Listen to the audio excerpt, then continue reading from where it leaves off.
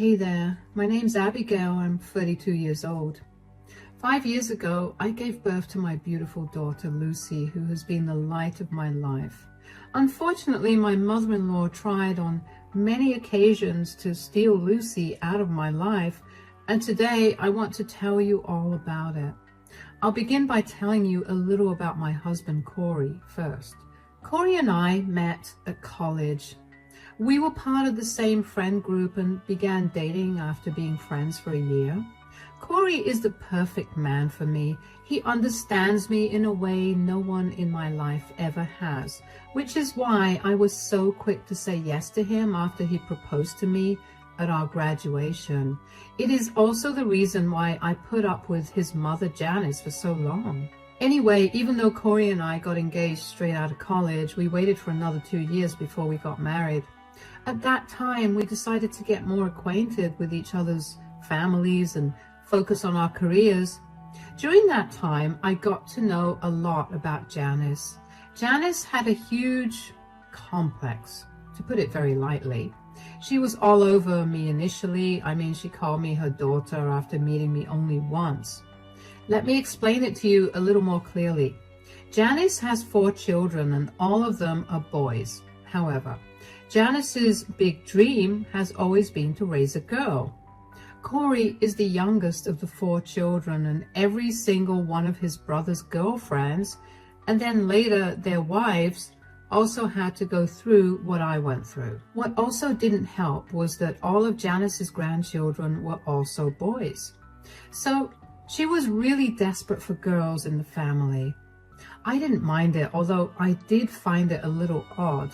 I figured her liking me too much was better than her hating me, so I considered it a win for me.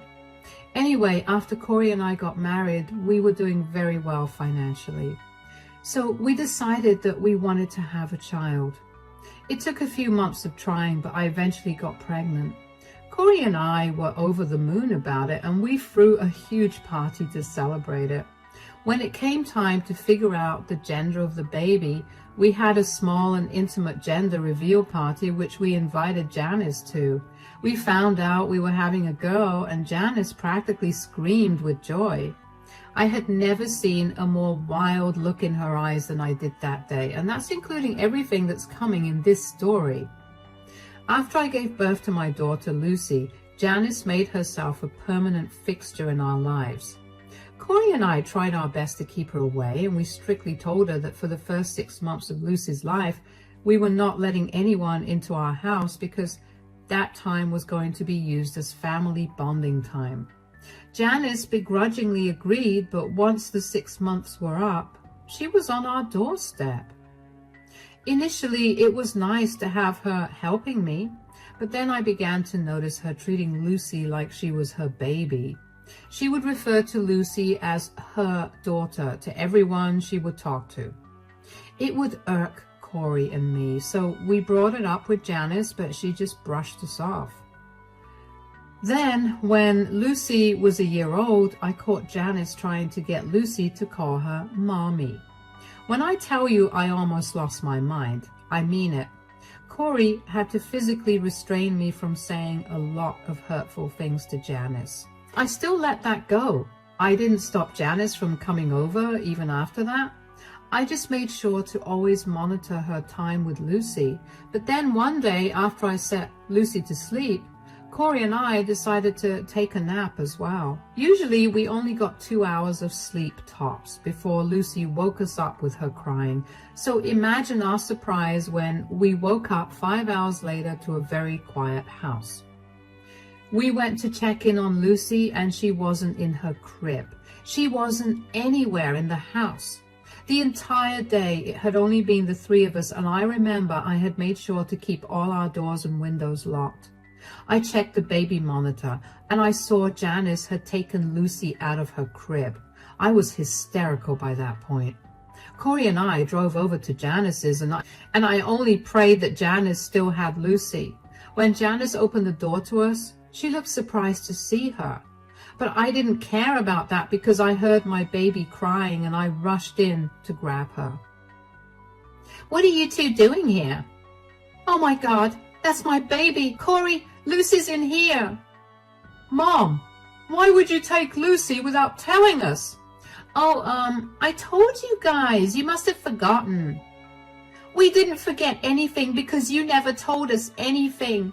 You broke into our house when we were sleeping and you took Lucy. I didn't break in. You gave me a spare key to your house and I thought I'd drop in. I rang your doorbell many times and I got no answer. I heard Lucy crying, so I let myself in and took care of her. And you brought her over to your place as well? I just didn't want to disturb you guys. I know how hard it is to sleep with a baby at home. Cut it out with the excuses, Janice. You tried to kidnap our child. Kidnap? I did no such thing. You literally did. The very least you could have done was wake one of us up. You did not have to take Lucy out of the house and keep her here without informing us. It slipped my mind. I'm sorry. No, Janice. Sorry will not cut it this time. You've tried to do enough to undermine my role as Lucy's mother. What are you talking about? What I'm talking about is how you've been trying your best to make sure that Lucy calls you Mom. You tried to parent my child by telling me what is right and wrong for her. You're a first-time mom and I'm just trying to help. Trying to help is not the same as forcing your opinions on my child. Trying to help is giving me suggestions and tricks on how to deal with certain things. That's what I was trying to do. No, you are not. I don't understand why you're doing this only to Lucy. You were never this way with any of our other grandkids. Lucy is my first granddaughter, okay? All my life, I've only ever raised boys, and I thought that I could be a part of Lucy's growth. So just because you never got to have a daughter, you think that it's okay to try to parent mine? That's sick. No, it's not. Look, Mom, Abigail and I have remained silent about your behavior for long enough, but after the stunt you pulled today, we're done. We don't want you near Lucy at all until we decide it's okay. You can't rob me of my daughter. She is not your daughter. Get that out of your head. And stay away from us. Because if you try to come over, I will call the police and report you for kidnapping. I stormed out of her house with Lucy in my arms. I didn't think I would have been able to stop myself from hurting Janice for the way that she not only took my child from me, but also for how much she scared me. After that, Corey and I decided that it would be best for Janice to not be around Lucy at all until we decided it was okay. That period lasted a year, and we changed our locks and always double-checked to make sure that all our doors and windows were locked. Initially, Janice tried her best to contact us again, but we put a quick end to that. Janice backed away after we told her how serious we were pressing charges against her. Janice then began to make an effort to mend our relationship. At first, I did not let her new behavior affect me or change my decision, but over that year, I began to see real change in her. So Corey and I decided that we would let her be around Lucy, but only under our strict supervision. We only made that decision because we didn't feel like it was right to deprive Lucy of being around her grandmother. Janice was just happy to be around Lucy, and she behaved herself in general, so I was happy with that. We didn't have many arguments or issues regarding her complex either. For the next 3 years, everything was great. And then something horrible happened. I was on my way home from work one day. I was driving carefully because I knew how dangerous the road I was driving was. It was a one-way road that led to an intersection, and the road was almost pitch black in the dark. I had heard of many accidents happening on that particular road, which was why I always made sure to drive as carefully as I could. I remember driving and then feeling something hit me, and then everything faded to black. The next time I woke up, I saw the ceiling of the hospital. My head was pounding, but I still opened my eyes fully and looked around the room. I was hooked up to an IV and a heart monitor. Corey was asleep on the chair, and before my brain could process what was happening, I was speaking. "Oh, why am I here? Oh my God, you're awake. What happened? You were in a horrible car crash." "What?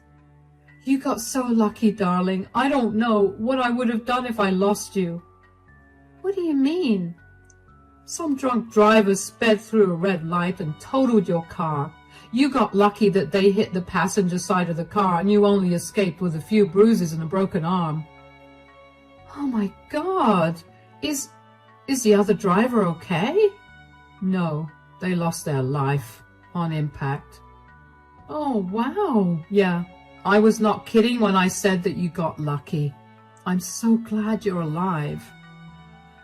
"Me too. How long was I out for?" "It's been a day. You got hit on the head real good, but thankfully, it only knocked you out. You don't have any brain injuries. Your body just needed rest from the shock. But if the impact on your head was any more than, hey, don't think about that. I'm here and I'm alive. I avoided all the dangerous aspects of that car crash and I'm okay. Thinking of the what ifs will not change our reality, a reality we're grateful for." "You're right. I'm so glad you're alive. You have no idea how panicked I was when I got the call that you were being rushed to the hospital." "I can't imagine what you must have gone through. You were so strong. I'm sorry that I put you through all of this." "You have nothing to apologize for, so don't." "All right, darling. Where's Lucy, by the way? How is she? Is she okay?"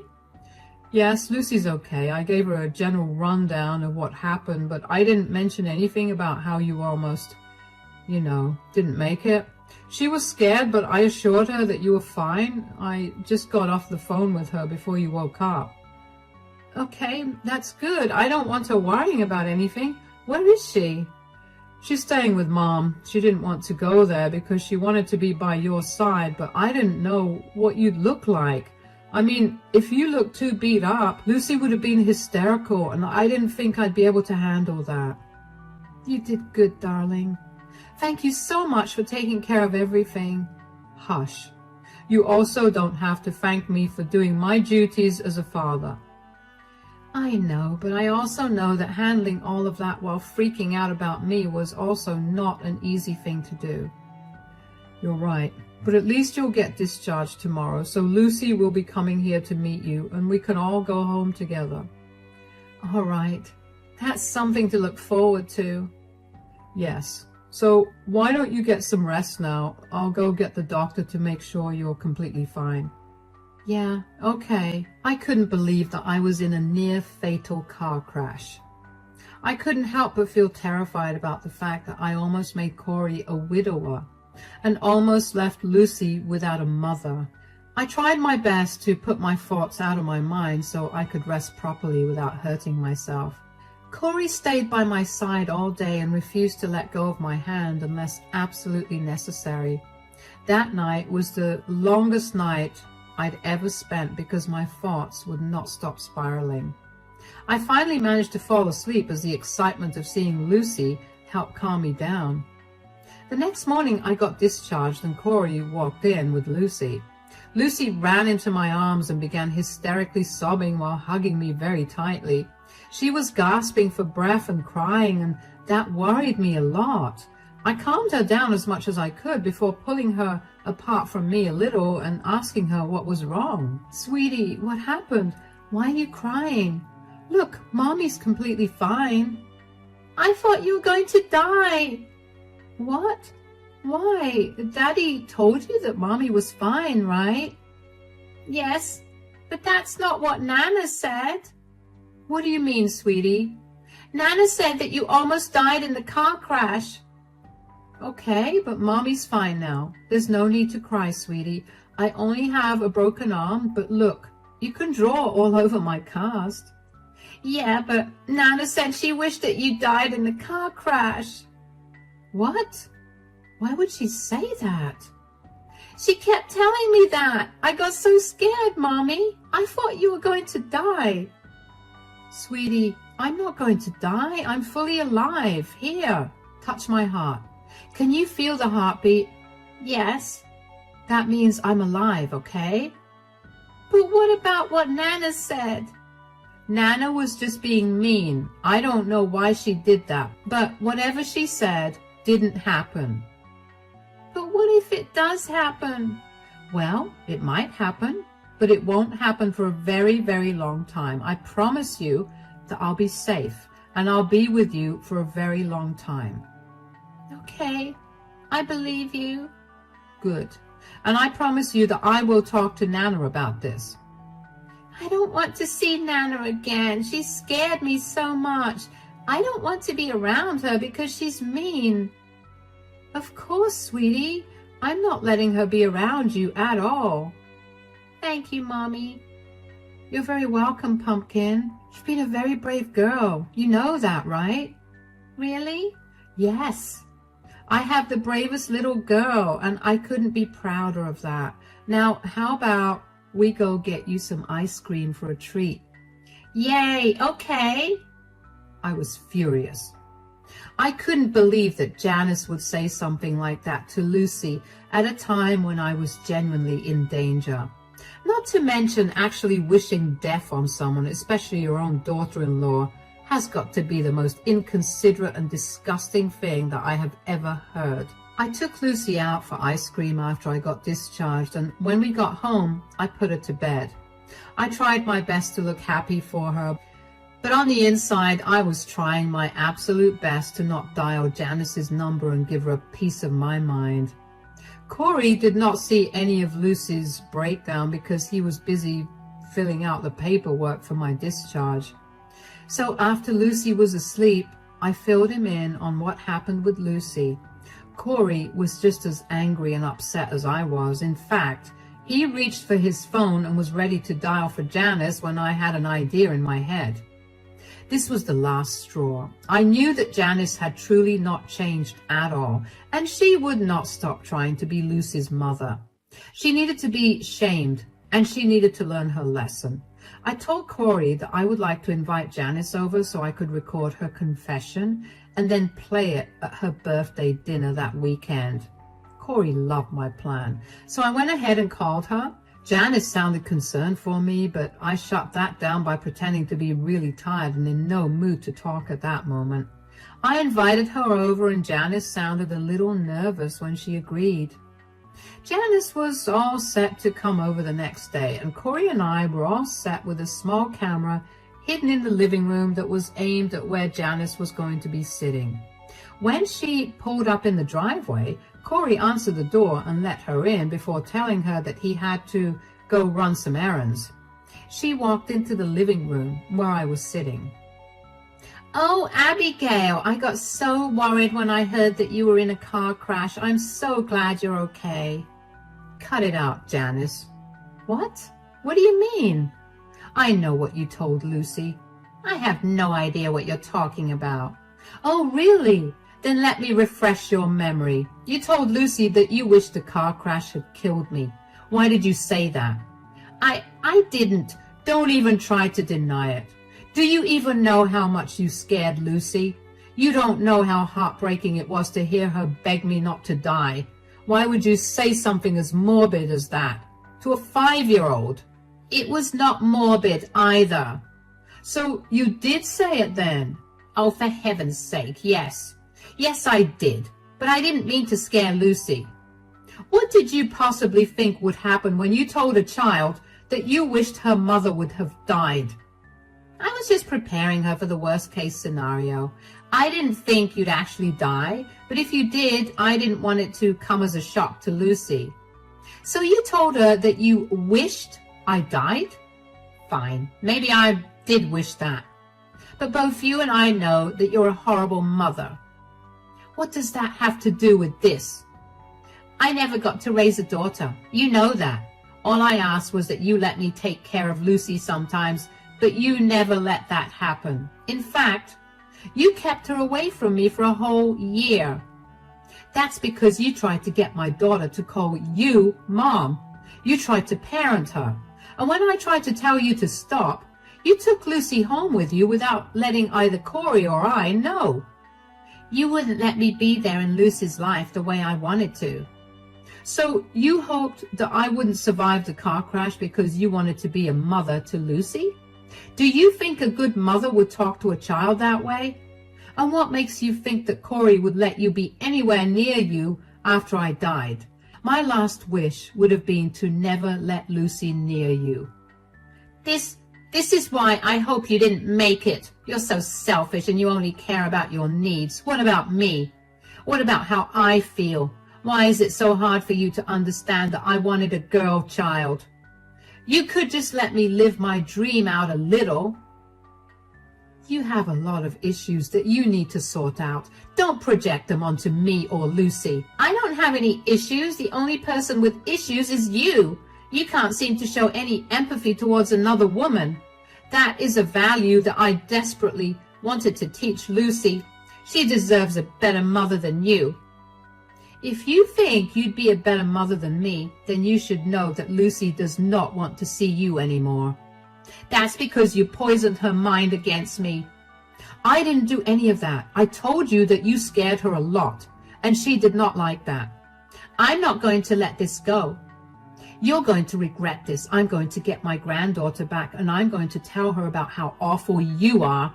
And when she leaves you for me, I'll laugh in your face when you cry. I couldn't believe how twisted Janice's thoughts were. Did she honestly believe that I'd let someone else be a mother to my daughter? I was furious, but I also knew that I had a better plan in mind.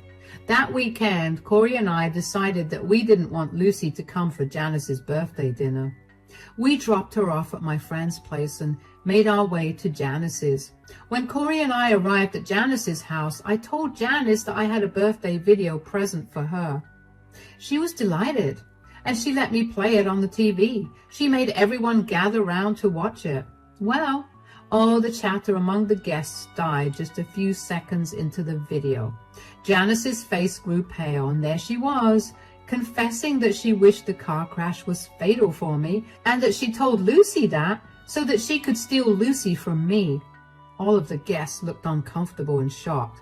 I explained to everyone that this was the reason that Janice would no longer be allowed near my child, and that I would expect everyone to respect those wishes of mine, which I only said because sometimes when we ask one of Corey's siblings to babysit Lucy, they drop her off at Janice's if they had sudden plans come up. Corey and I left after that, so we didn't get to see any of the fallout. I heard from Corey's sister after, and she told me that Janice started yelling that I had fabricated the video, but none of them believed her. They all left shortly after Corey and I left. Of course, Janice called me the next day to yell at me. Why did you do that? Why did I do what? Don't act like you don't know what I'm talking about. How dare you record me without my permission? I had to have proof of how crazy you were. And you thought it was okay to show it to everyone? Do you even know how I'm being treated by everyone right now? I hope they're all treating you like the psycho you are. They're treating me like I'm a disgusting person. Well, you are you not? Or do I need to send you the video of how you behaved and the things you said so you can see it for yourself again? I'm not crazy. I only wanted empathy from you. You wanted empathy from me after you scared my child by telling her that you wished I did not survive the car crash. I told you I did not mean to scare Lucy. Whether you meant to scare her or not, you weren't supposed to say something like that to her. Why is that so hard for you to understand? You've poisoned everyone against me. I told Corey that it was not a good idea to marry you. I didn't poison anyone against you. This is the consequences of your actions. Deal with them now. I don't have to suffer any consequences. You've pitted everyone against me because I expressed my feelings to you. You shouldn't have feelings like those to begin with. I get that you wanted to have a daughter, but trying to overtake me by trying to be a mother to my child is not the way to do it. You could always adopt a child or try fostering. There was no need to treat me or my child that way.